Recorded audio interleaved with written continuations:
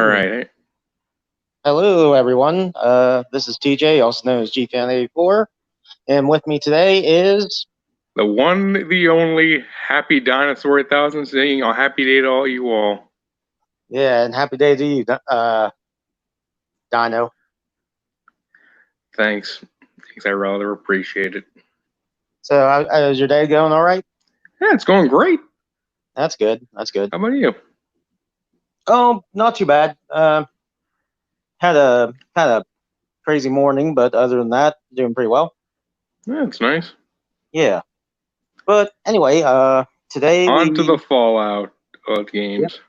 Yep, we are going to discuss not necessarily the gameplay, but more about the story. Background of Fallout and the various movie influences that Fallout took inspiration from. So first and foremost, I'm sure most everybody knows what the Fallout series is, but if not, I'll do a quick recap. Essentially, the Fallout series is about it's retro-futuristic, meaning it takes place in the future, but essentially what happens in the Fallout series is the timeline from the real timeline diverges in the 50s.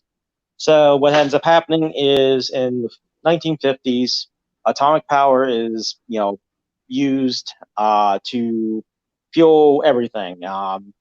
Cars, mechanics, all kinds of stuff like that. Russia gets taken over by China. China becomes the premier communist party.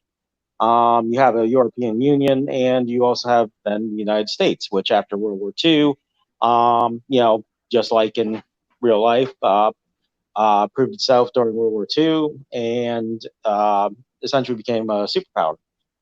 Where the timeline diverges, though, is the fact that everything in the Fallout universe kind of looks like a 1950s science fiction movie. Like they have automated robots, they have all kinds of things that you thought of from like science fiction magazines of the time.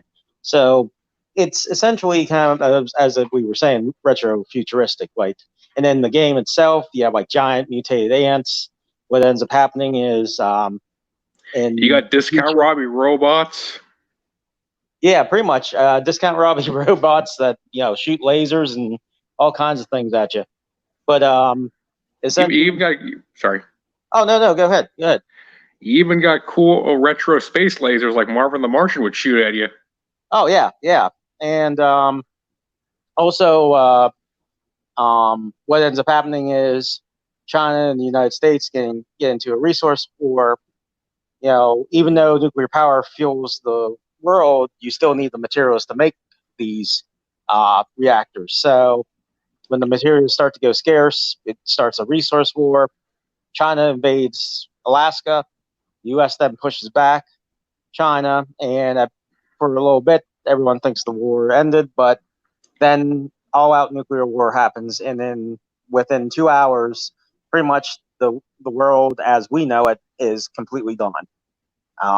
And the Fallout series takes place many years later after much of the radiation has dissipated, and you find yourself in this hostile world with, regular humans, mutated humans called ghouls. You have, robots that still are sort of sentient and like try to kill you because of the programming they had earlier.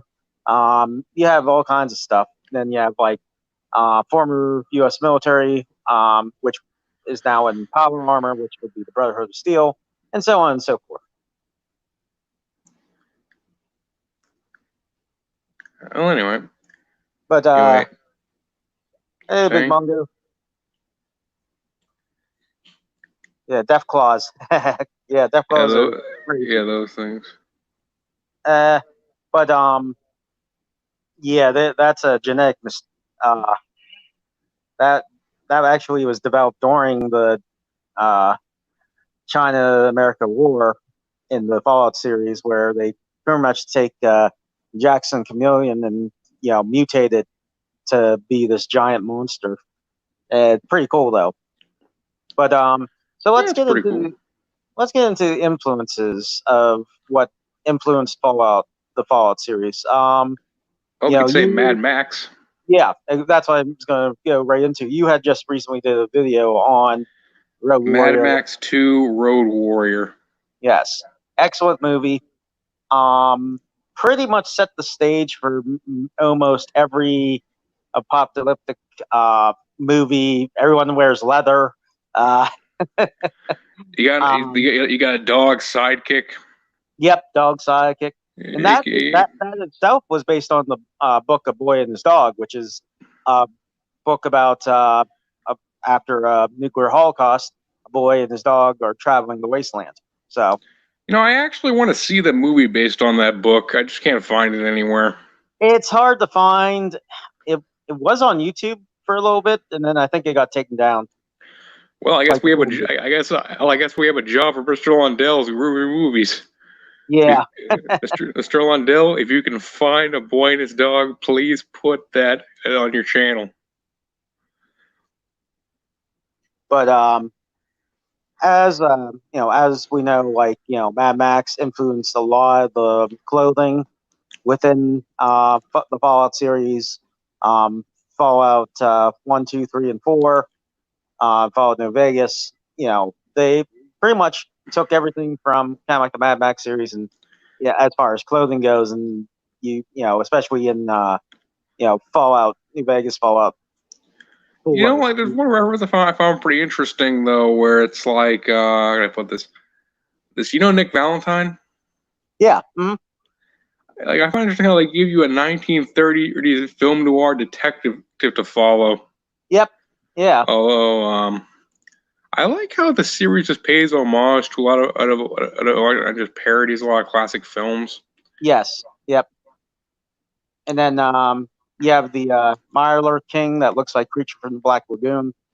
Um, Yeah, you have of course, like the aliens. There's actually aliens in the game. yep, You find one little green man. in 4, but essentially, yeah. And he has a ray gun. It's it's pretty funny, but there's a Yeah, little nod to like the alien invasion movies, that kind of thing. yeah.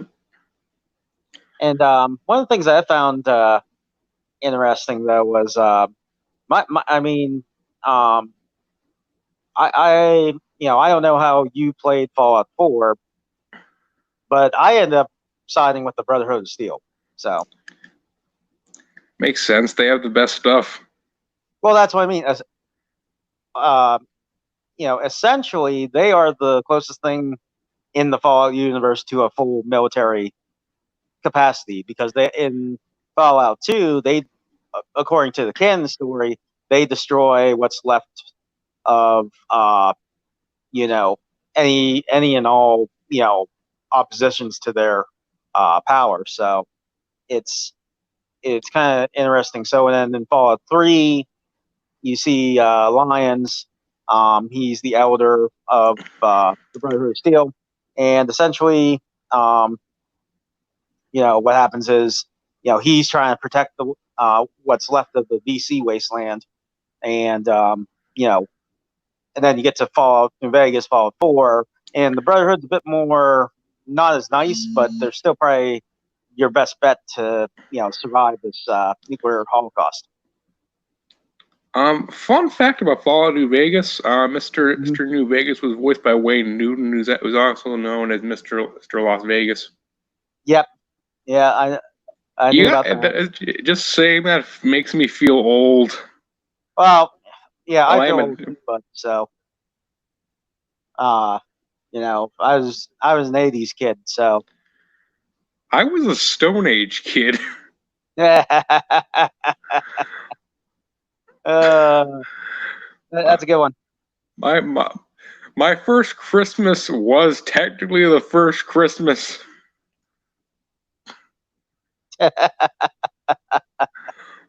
Yeah, you are a dinosaur, so Yeah, yeah.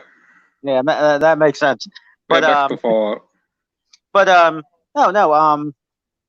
So another thing was in Fallout, um, you have Fallout 3. You have a mission called Those, and it's a complete ripoff of the movie Them, which is the giant ants. Um, Yep. Classic Yep. B movie. Yep. And I'm a big Godzilla fan. I always argue that Godzilla could fit in very nicely in the Fallout universe. Actually, I think he could. You just get Yeah. like some mutated dinosaur bones. It grows Yeah. back. Yep. Have it as a boss battle. Yep. Yeah, I know a lot of modders made like a Godzilla. I know, like the film. Not sure where it's at. I know, like the game Destroy All Humans, a Hammer sequel, but they make a parody of Godzilla for you to fight when you Yep. go to Japan. Called Yep. like Kojira, I think they called it. Yeah. Hmm. Yep.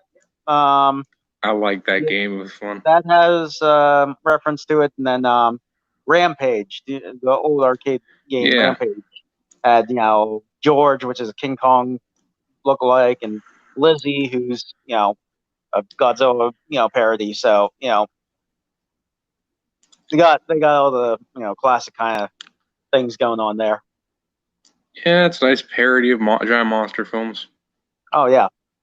But with Fallout, so what other things did you pick up when you were playing the games, as far as like any type of certain references that you noticed? Oh, I have a few. Ooh, I rather enjoyed with basically having John Travolta's T-Birds in power armor in the wasteland and with the Yeah. Atom Cat. Yep. It's Yeah. Like Grease, pretty much. yeah. Which also in Fallout Vegas, then you also have the reference to Elvis Presley. They call him the Kings, Yep. and that was a nice little nod there. I noticed a debatable Star Trek reference with Captain Cosmos in the background. Oh yeah, Captain Cosmos. So, Did you end up getting that on for Fallout 4, the Captain Cosmos that they had through the I have not played the games in a while, but I do remember the story very well. Yeah. I basically shared one of the game with a stepbrother of mine, well, former stepbrother. It's actually like a pretty funny story. I know I say that word a lot. Still, we were basically raiding this one guy's place, a bunch of robots there, and we noticed a diner. And I'm like, this seems very fishy. You see, a diner in the post-apocalypse. How does that stay afloat? When he's like, my stepbrother, he just goes for it, or was in the restaurant, and it's like, how would you like your food? Mashed, sliced, it's fried, and like, just go with mashed to be safe. And he's like, and the robot's like, hey, sorry, we only slice our food here, and then it frees to cut you up. Yeah. So clearly, then you had like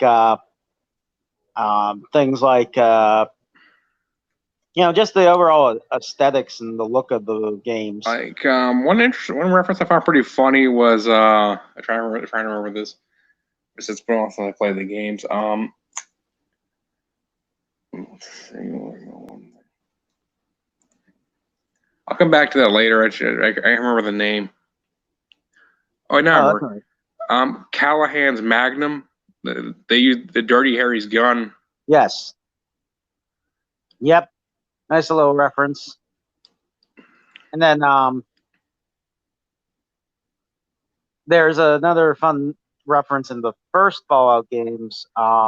This was back before Fallout 3, when they were kind of like this overhead type game. You ever play the mod with Fallout? I think it was like Fallout 3, where it's like they're showing you ink plots. I found out I wanted to say Two Bears High Fiving, but they didn't have that one. But I found a mod that has that. Oh, really?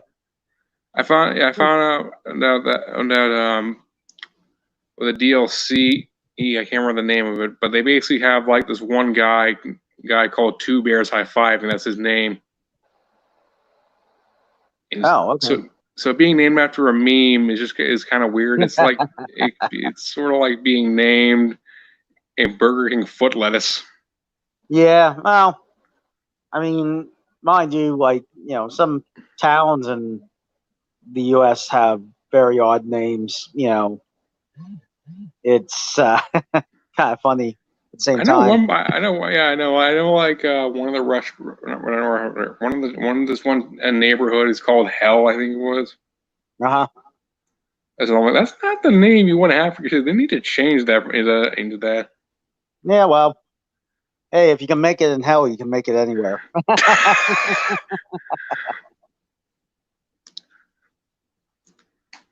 I mean, you literally can say you're living in hell. I mean, that would be a great pun to just live there, just to say, hey, Yeah, I'm living in hell. What do you expect? You get the Uber driver. You get like Grubhub or something. I was like, yeah, I live in hell. Could you? Yeah.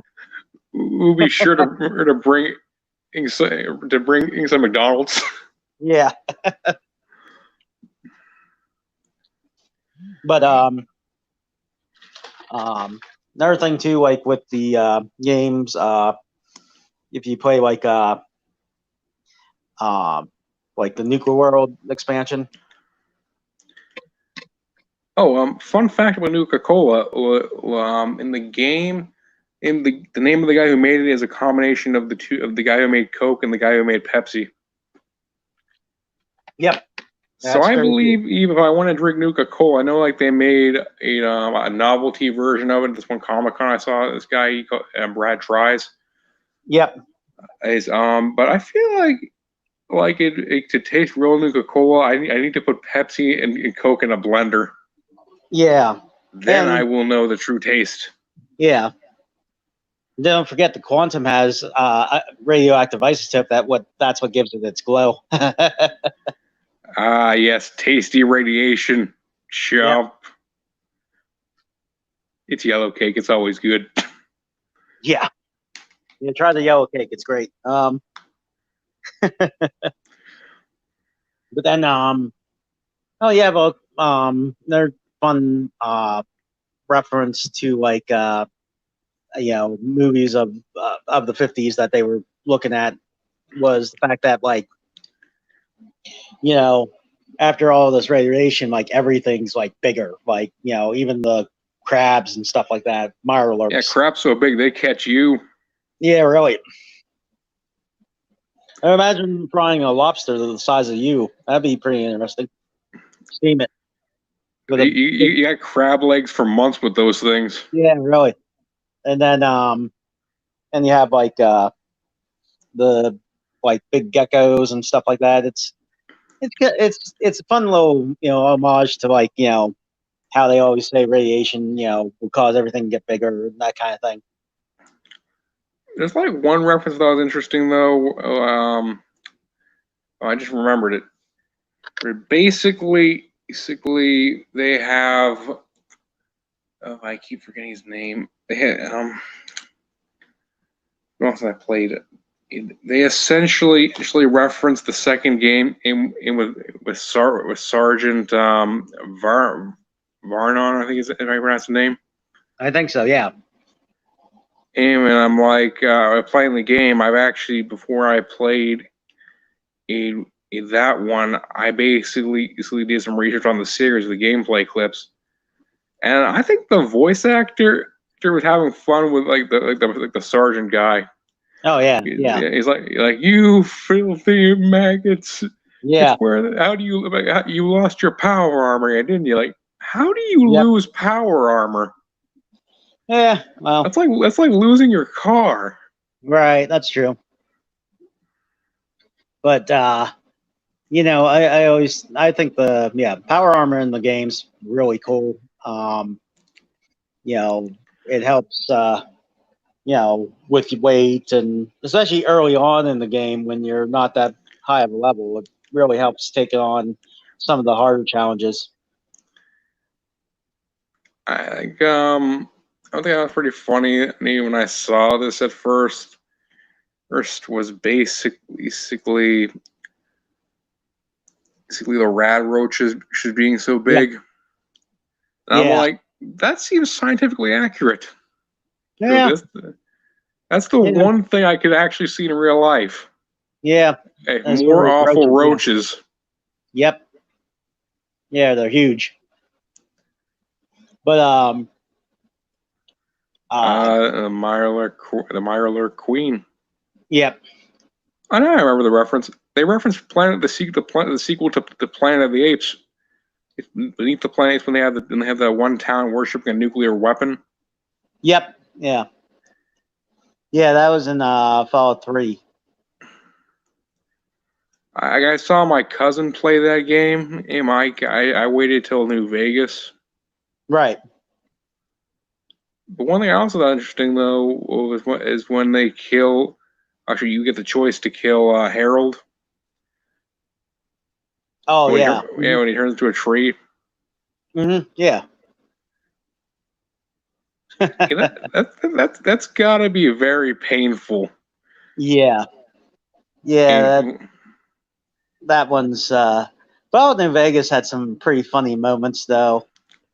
Did you play that's like the mission where these ghouls are trying to get to outer space, and the one guy who's still human acts like a ghoul, and you can convince him to sabotage their flight. Sounds familiar. Yeah, that's in New Vegas. Yeah. One thing I thought was kind of interesting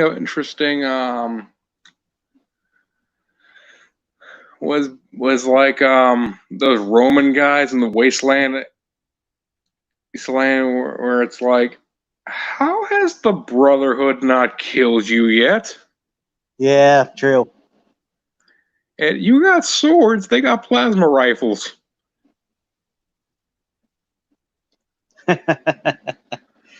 Yeah, well, I mean, I know, with the lore itself, you're talking about Caesar Legion, is that the one you're talking about? Caesar Legion, yeah. Yeah. Well, in the lore, the Brotherhood of Steel in that area gets into a huge fight with the NCR.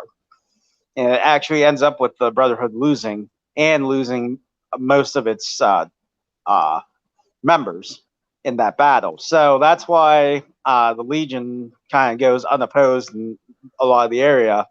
And so in New Vegas, the NCR is actually the top group in there. Aren't there the guys who shoot you when you walk too close to the end of the map? Trying to think which one. It's been a little bit since I played that. I'm trying to think here. Which one it is. Yeah, I'm not sure. I can't remember. I had one thing. This one boss battle I liked where I had to kill this giant goose. I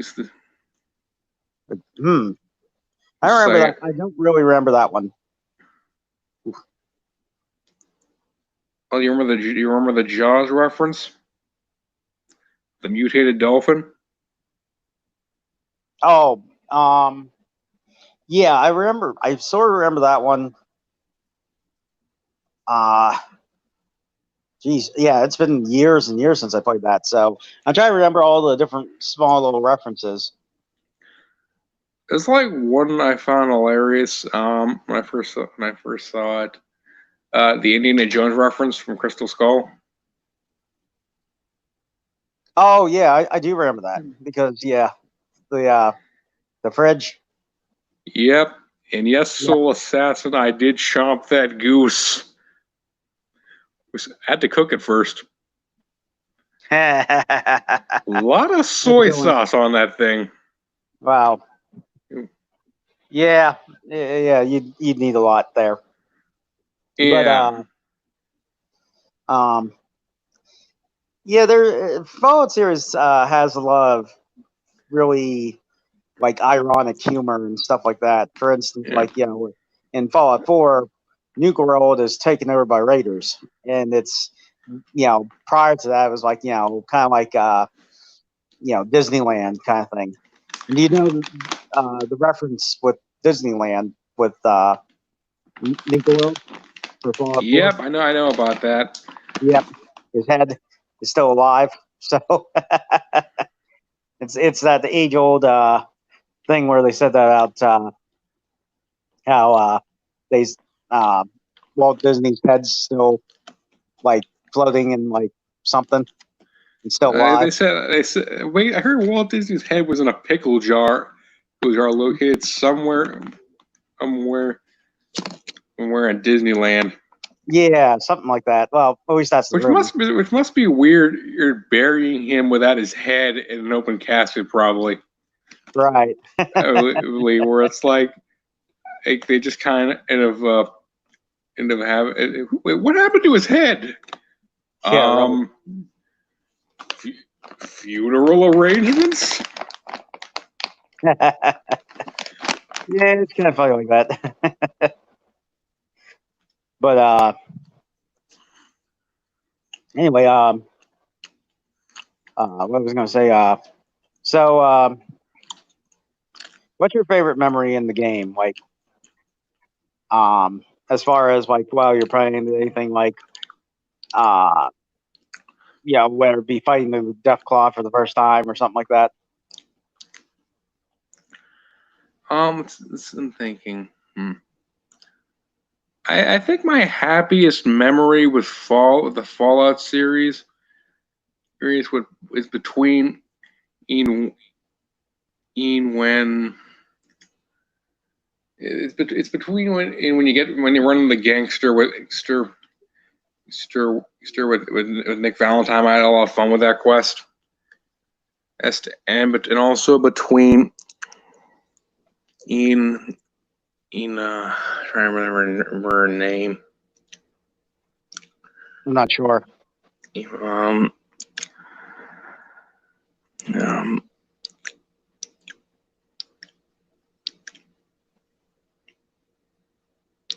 never mind. But my favorite memory of Fallout. Not if I take it back. My favorite memory of Fallout it would most likely be the opening to Fallout 4 with the cartoon when drawn the old timey animation style. Oh yeah. Yeah, when you first boot it up, yeah. Luck will only get you so far. Oh yeah, it's pretty. Those are pretty hilarious and bloody. Yep. But so yeah, we talked about how Mad Max and the monster movies of the 50s really influenced it, but also like did you know like old style like 1950s magazines, like science magazines would like publish stuff like one day there's going to be you're going to have like nuclear powered cars and stuff like that. Mongo said his favorite was meeting Strong, the super mutant in Fallout 4. Like what got me to play the Fallout games was this one commercial where it's like, I don't want to set the world on fire playing, and like you see a destroyed thing. Yep. And I'm like, see the dog. Yeah. It's the commercials were really well done. The advertisement for it.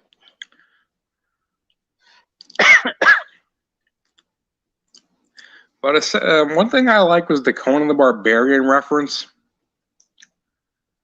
Cragnock or whatever I think they called him. Grognock. Yeah, that was nice. Yeah, Grognock. I knew you could play Discount Missile Command on your Pip-Boy. Yep. Yeah, it had little mini games within the game. I always like when they do the mini games thing. Yeah, it's fun little, nod to like old games and stuff like that.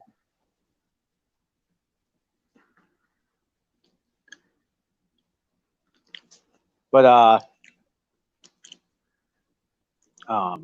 was going to say, so good for you, Soul Assassin. Isn't sorry, what's Al? Sorry, good for you, Mongo's big thing. You see that you enjoyed the game so much. Yep.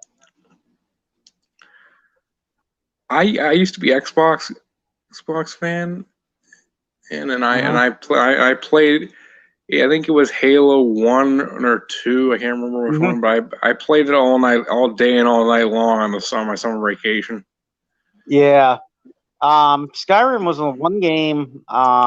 Speaking of that, Mongo, Skyrim was like the first game where one time I was playing it, and it was the afternoon, and then before I realized it, it was morning the next day, and I'm like, what happened? Like literally, I was so engrossed in the game that like I didn't even realize what time it was. I mean, that shows you how invested in the game you can get.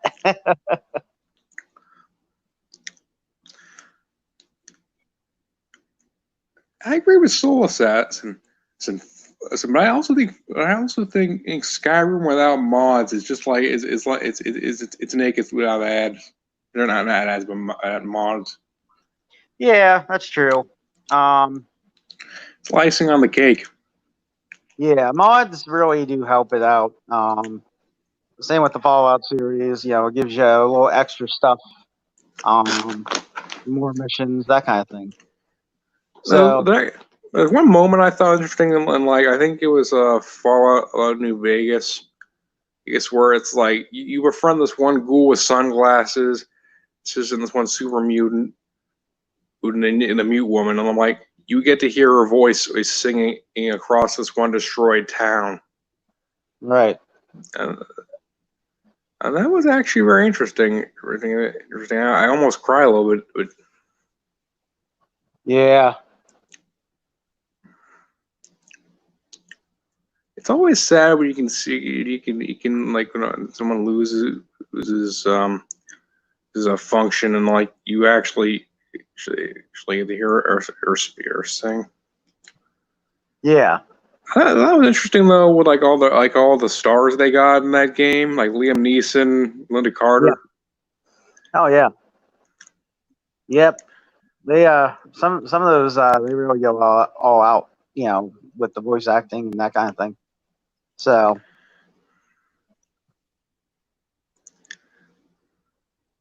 but yeah, so was there so another favorite moment of mine for the Fallout series was Liberty Prime. That was a favorite moment of mine. That's awesome. Yeah. Honoring the fallen, on monuments saluted. Yeah. I love how like everything's like he's spurting out all kinds of rhetoric. Democracy is non-negotiable and stuff like that, which is hilarious. Better dead than red. Yeah.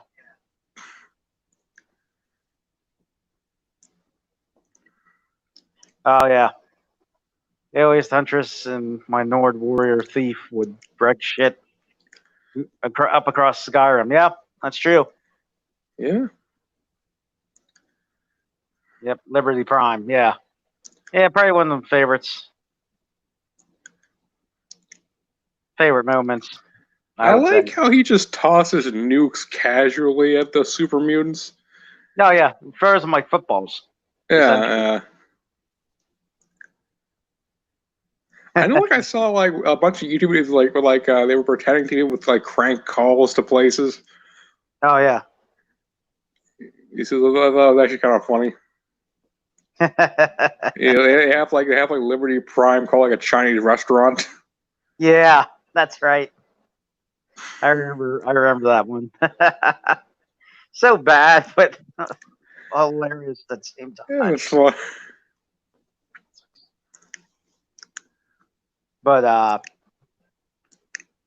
yeah, it is like it is a very good game series. Fallout 76 notwithstanding there, about everything else was done pretty well. I felt like Fallout 76 was a middle finger to me. Like I kept asking saying we should have multiplayer in this game, and it's like I'm not talking on like we need two consoles. I'm talking split screen. Yeah.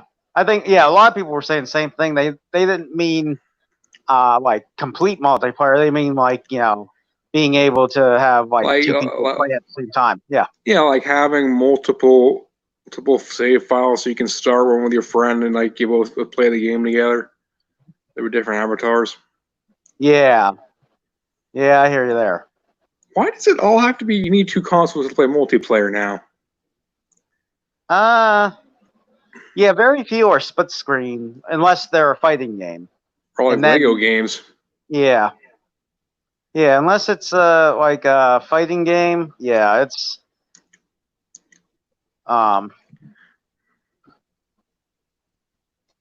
it's really kind of you know you know not like not a big thing anymore. It used to be doing split screen. There's still a couple games that still do split screen, but not very many.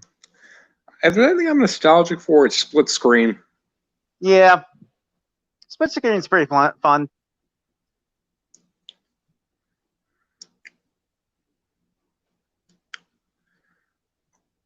But yeah, the was there. Yeah, that's what we were talking about. Fallout 76. It was the problem with Fallout 76 was they used the same game engine as Fallout 4, and it was completely not up to the task for doing that. It was, it did terrible. Did completely terrible. But Really, highlight Soul Assassin's other comment, like the one on the bottom. huh? Yeah, just I'm talking about that. And I really hate when they remove the classic thing like that in the Yeah, series. It's like having Mario with Rio games with no big mushrooms. yeah, exactly. Kind of sucks. Speaking of which, ooh, a tasty mushroom. The Goombas, they're in my eyes. Yeah, that's pretty funny. But yeah. So if if you had your own set of power armor, what would you use it for? Well, I can't fit in power armor. I'm 25 feet big, so I'd probably just pawn it for scrap. Okay, well, all right. How about this? If they build a dinosaur-sized one, what would you do with it?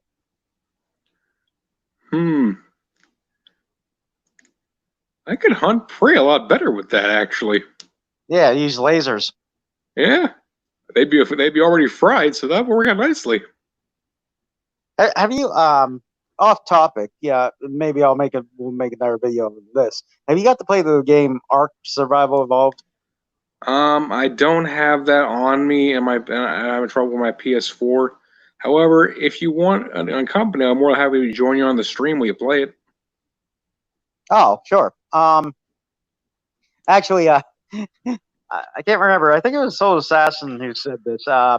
He said he probably wouldn't like the fact that in the game I kind of enslaved your kind to use you as mounts. It's okay. We get dinosaur reparations in a few in the 50s. Yeah, that's true. Yeah, yeah. It's mostly Rice Krispie treats. It's an awkward apologies. Yeah. But it means a lot to us.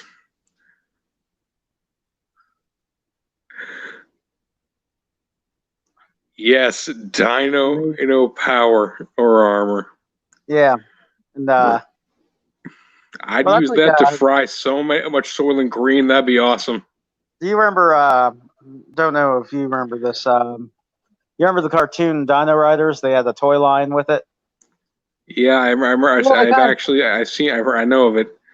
Who were like they're spacemen who take them over the minds of dinosaurs. Yeah, yeah. One side they enslaved them. The other side they worked together with them because they have this the good side has this communicator where they can talk to animals so they know what they're saying.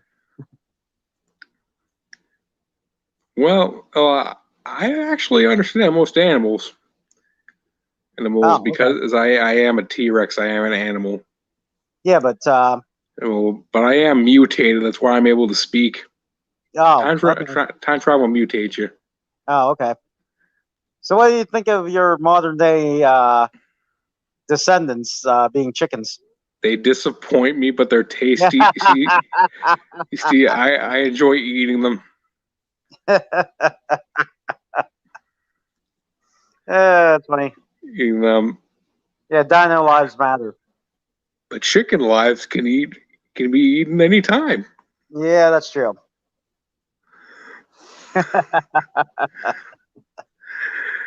That's funny. But yes, dino lives matter, Soul Assassin. I'm gonna burn down your own businesses to make you understand that if you don't already.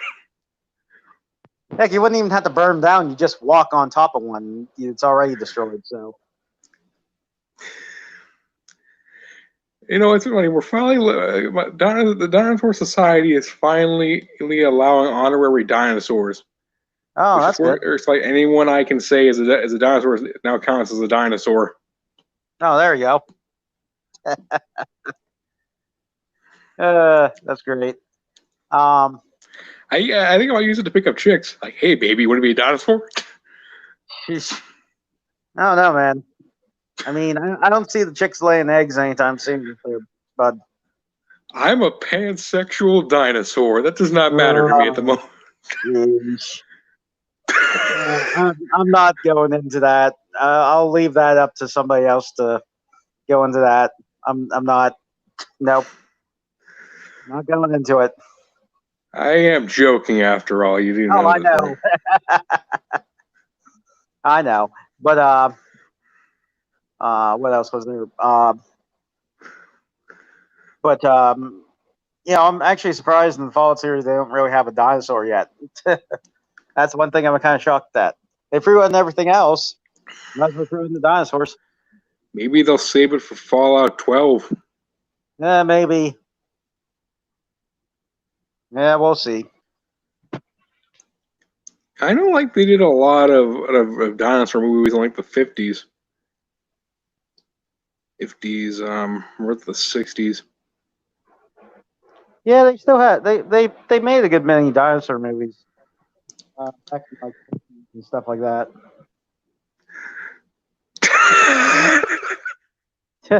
You're better at this than me, Soul Assassin. That's a good one. I just get the villagers to chase me whenever I hit on a girl. Oh, geez. So when you talk about chasing tail, you mean an actual tail?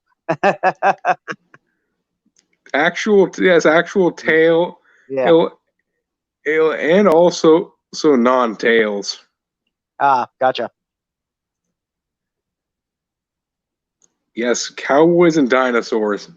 That's where the they wanted you. That movie is a bit better than Aliens and Dinosaurs, than Aliens and Cowboys, or Cowboys and Aliens. You ever seen that movie? Yeah, I've seen it. Yeah, Valley of Guanji. Yeah, that was a good one. Good mix between the westerns and dinosaur movies. They probably could remake that one, to be honest with you. Yeah, but let's hope that it's not in the hands of Paul Feig, Ava DuVernay. No, I don't mean those guys. Just pick Michael Bay. He likes explosions. Just use him.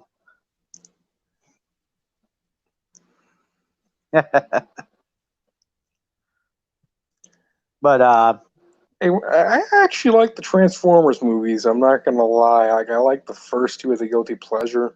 Well, but the rest just kind of don't work. Yeah, the first two were good. The other one's not really. But I liked a lot of his movies beforehand. Like, you ever see the movie The Rock? It had I love The Rock. Sean Connery and Nicolas Cage. Yeah, you want me to help you break into Alcatraz, as I see. You notice that they couldn't say it, but they were hinting that it's literally James Bond if he Yeah, got there were captured. some references to that. Yeah, there's a lot of references to that where they pretty much imply it's James Bond who got captured. That's why you haven't seen him, for decades. I heard a theory that James Bond is a code name. Yeah. Name. Yeah, more like the status of 007. They also inherit the name James Bond. I heard like Idris Elba was going to play James Bond once, and I'm like, hey, they're doing the same continuity as Daniel Craig's James Bond, and I'm like, how are they going to mention this? Like, oh, Yeah. James Bond, here's what I hope they do with it like that. Did you get a new haircut, James Bond? You look really different today. Yeah. Yeah, Valley Guanji, that's the one down in it's like New Mexico. Yeah, New Mexico, and the dinosaur's purple, if I remember correctly. Yeah.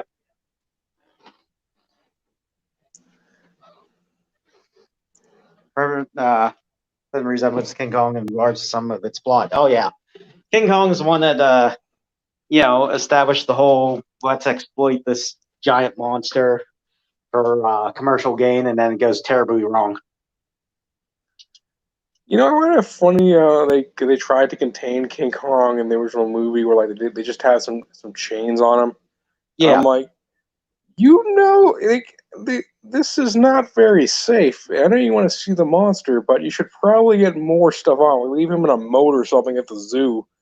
The zoo would probably pay top dollar for that thing. Yep. Yeah, really. Yeah, they'd be millionaires overnight with that thing. Yeah. Well, that's like in the movie Gorgo. You remember the movie Gorgo? I've heard of it. The British monster movie, yeah. Oh yeah, that. No, I remember. I've seen him. I'm a C3K. Yep. But that was a good one too. But so anyway, I gonna have to get some cleaning done here at my apartment. My wife went on vacation with her family, so I'm the one left to do all the cleaning and stuff like that. So it takes me longer than what it takes her. Well, G-Fan, it was a pleasure being on your show. Thank you for coming. I appreciate it. And thank you, Mongo, and thank you, Soul Assassin, for coming down. Yeah, thank you all. Happy day to you, Soul Assassin. Happy day to you, Mongo. Happy day to you, G-Fan. And I'm going to go. Have a happy night, everyone. Bye. All right. Hey, take care. Bye. All right, guys. Everyone have a good day, and hope to see you again soon. All right. Take care, guys.